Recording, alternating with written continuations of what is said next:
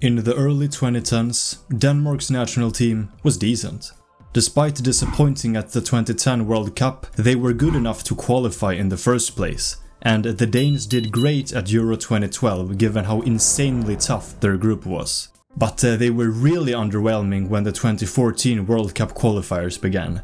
Goalless home draw against the Czech Republic, only saving a point versus Bulgaria in Sofia, losing to Italy is forgivable, but then the Danes really kicked into gear and brushed aside the Czechs 3-0 on the road. Finally, we're back on track and this stupid slump is over, I assume the overall Danish sentiment was. This sentiment was short-lived though, as Denmark couldn't even beat Bulgaria in Copenhagen a few days later. But at least they had 3 guaranteed points waiting in June, because based on how Armenia had played in the qualifiers so far, even an out-of-form Denmark should be able to beat them by at least a couple of goals at home. At least. Sure, Armenia did edge out Malta in their opener, but then they went on a terrible losing streak, home and away. And if there were any Danish nerves, they were completely gone after the Armenians lost in the return leg to Malta mere days before the Denmark match. That match is arguably also worthy of featuring in this video, but what unfolded in Copenhagen on June 11th was even more extraordinary. And even with the Danish confidence, the Armenia match was of course still extremely important for Denmark, which was reflected in their starting 11, 9 of which featured at Euro 2012, so the Danes really took this seriously, just as they should. They were down in 4th, and 4 points behind Bulgaria and a potential World Cup playoff spot. But Denmark's start could not have been worse. Possession carelessly tossed away and already a chance and already Armenia in front. Denmark aren't completely harmless, but Armenia are just better. Stefan Andersen has already made a great save when Armenia doubled their lead in the 19th minute. After that, Armenia takes over almost entirely, and the Danes should be relieved to hear the halftime whistle. But the second half continues identically. Although Denmark occasionally reached the opposing penalty area, Armenia are just much more dangerous, and their third goal is fully deserved. Following this, Denmark finally forces some Armenian saves, but they can't break through. And Armenia aren't super clinical either. They could have definitely scored more, even in addition to the 4th goal added by Mkhitaryan. You might have heard about him. A tragic performance by Denmark, though to the Danish fans' credit they did applaud Armenia when the game was over. And this disaster did inspire Denmark to bounce back in the qualifiers. They won all remaining matches except one because of a 91st minute Italian equalizer. That was extremely costly though, as it eliminated the Danes from playoff contention by being the worst runner-up. Argentina and Colombia were both in a tricky situation ahead of the final match between them in the 1994 World Cup qualifiers. The Argentines needed a win to qualify, and even risked elimination altogether if Paraguay merely defeated a bleak Peru. The Colombians meanwhile only needed a draw to qualify directly. At first glance this might look like a really favorable position for them, but their opponents were Argentina in Buenos Aires. They had never lost a World Cup qualifier on home soil. Never. Sure, Colombia didn't have to win, but good luck merely avoiding defeat against an Argentina that has everything to play for in Buenos Aires. Although Paraguay, to be fair, managed that a few days earlier, resisting an Argentine onslaught on the decisive final match day with everything at stake is a different beast. An Argentina that reached the last World Cup final and won back-to-back Copa America titles. An Argentina with an ephedrine-fueled Diego Maradona in the stands. He had some things to say before the game. And if you have some things to tell or ask me, join my Discord community. It's in the pinned comment. But please be nicer than Maradona was to Colombia. Who knows if and how much Maradona's statements helped, but the Argentines started off great. For at least the opening half hour or more, Argentina's opening goal seemed inevitable, but Colombia stabilized, and in the 41st minute, Carlos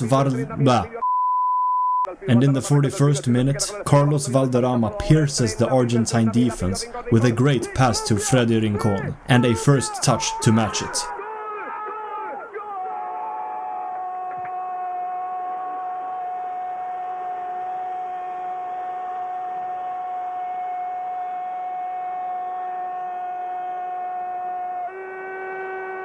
The second half is initially quite even, despite Colombia's second goal.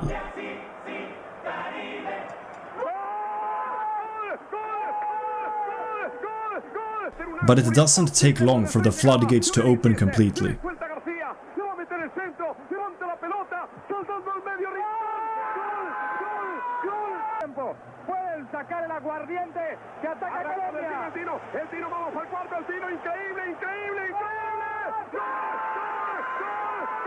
Aquí estamos, el estadio de River, el tiro que está picando, pica el tiro, lo que ataca solito, pone visto de la marca, está buscando el quinto, se prende un poquito, Rincón se le pasó, sí, gol. I didn't know if I should show highlights with a silent Argentine commentator,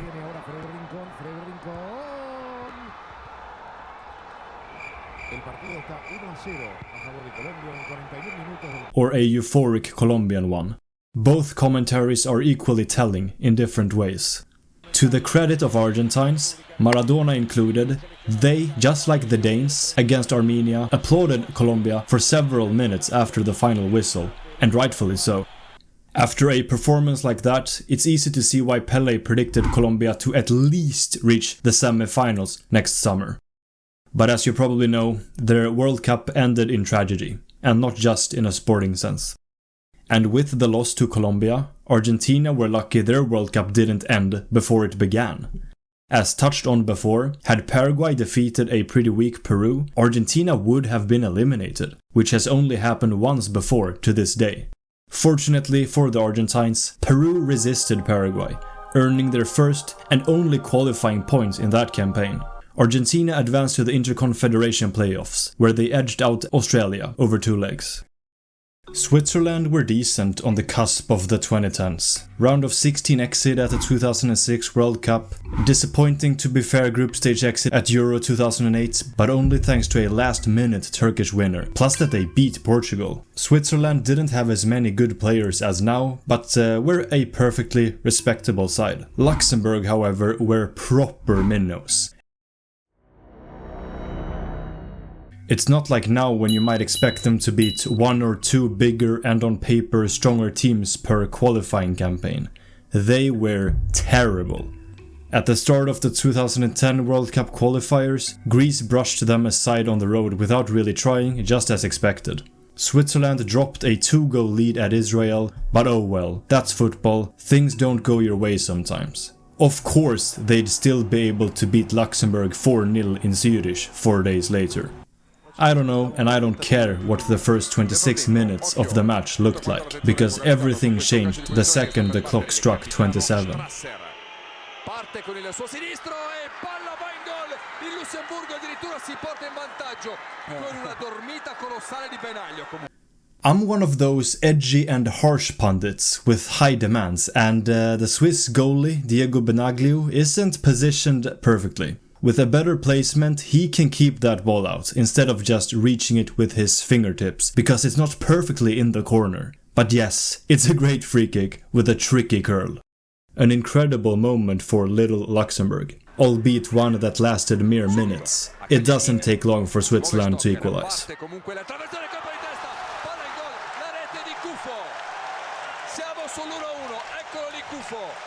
Okay, it was cute while it lasted.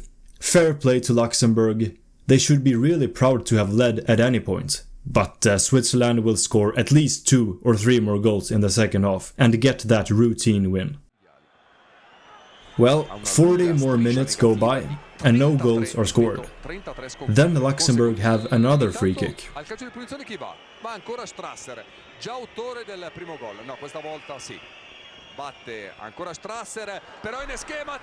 A superb variant that won them the game and justifies a baby cradling celebration, even if you're not Bebeto. An insane result made even crazier by the fact Switzerland ended up finishing first anyways, in a terrible qualifying group, but still, and the loss to Luxembourg was their only defeat. Although Switzerland suffered a group stage exit at the 2010 World Cup, they defeated Spain, while Luxembourg only picked up 2 more points against Moldova and lost all their remaining matches, including to Switzerland in the return fixture. Before we move on to the next crazy match, you should know I've got dozens more results like these in my locker that are just as insane, way too many to cover in one video. Subscribe so you don't miss any of the sequels. The 1998 World Cup was the first where the Maldives entered. They lost 12-0 to Syria, twice, and 17-0 to Iran. But things improved in the 2002 qualifiers. They only conceded 10 against China, who reached the World Cup and even pulled off a big win against a powerhouse, Cambodia. That same campaign was also Mongolia's World Cup qualifying debut. They didn't win a single game, but hey, at least they never lost by more than 6. Point is, the national teams of the Maldives and Mongolia suck. Both of them. And in the opening phase of the 2006 qualifiers, they were playing just to reach the first group stage round of qualifying. The Maldives win the first leg by a single goal, a great result against a team on a pretty similar level, but hopefully Mongolia can make the return leg competitive and interesting. I wish I could find highlights to show you, but in this case, a simple screenshot is enough. You have eyes, probably, but I can't stay silent. 12-0. 12-0. 4 of them scored by an 18-year-old Ali Ashfaq, including the opener in the 4th minute. A detail that sticks out for me is how long it took for the second goal to be scored. It was still just 1-0 after 40 minutes, though the Maldives netted thrice more before halftime, and added 8 more in the second. Okay, Mongolia were reduced to 10 men in the 34th minute, but that doesn't diminish how absolutely insane this result is. There's even stern competition from a match played in the same qualifying round just a couple of weeks earlier between Turkmenistan and Afghanistan, but it still doesn't hold a candle to the Maldives-Mongolia madness.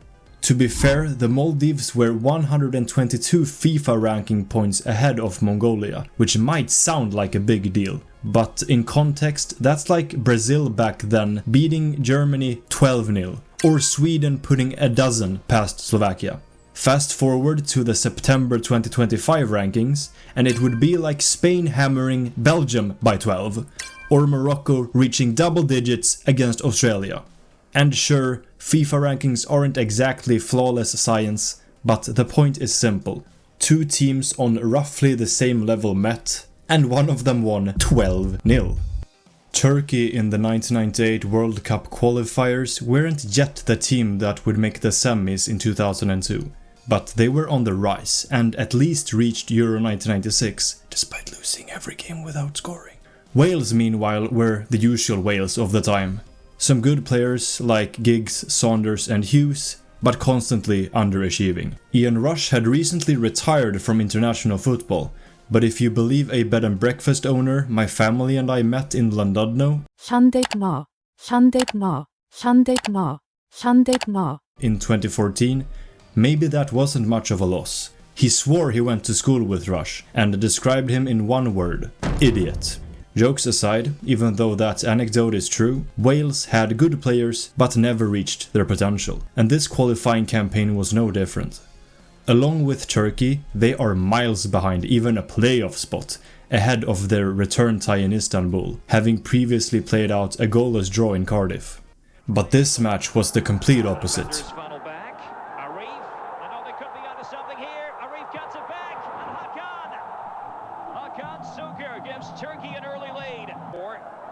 This could be promising for Turkey again.